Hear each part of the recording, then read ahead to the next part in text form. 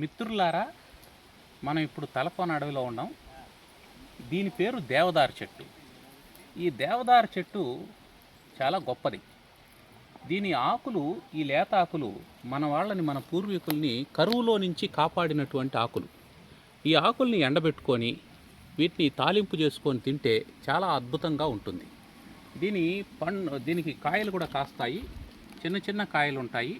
అవి ఎర్రగా పండుతాయి. పండినప్పుడు దీంట్లో ఇది ఔషధ గుణాలు ఉన్నటువంటి మొక్క. దీనికి ముఖ్యమైనటువంటి విషయం ఏమిటంటే, దీని కొయ్య లోపల చేవ ఉంటుంది. ఆ చేవ ఉన్నటువంటి కొయ్యను తీసుకొని దానిలో నుంచి తైలాన్ని తీస్తారు.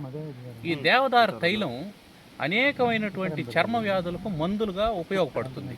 కాబట్టి చర్మ వ్యాధులకు మందులు తయారు చేసేటువంటి దాంట్లో ఈ దేవదారు తైలాన్ని ముఖ్యంగా వాడతారు. దేవదారు తైలాన్ని ఎలా తీస్తారనేటువంటి విషయం మరొకసారి మీకు తెలియజేస్తాను. ధన్యవాదాలు.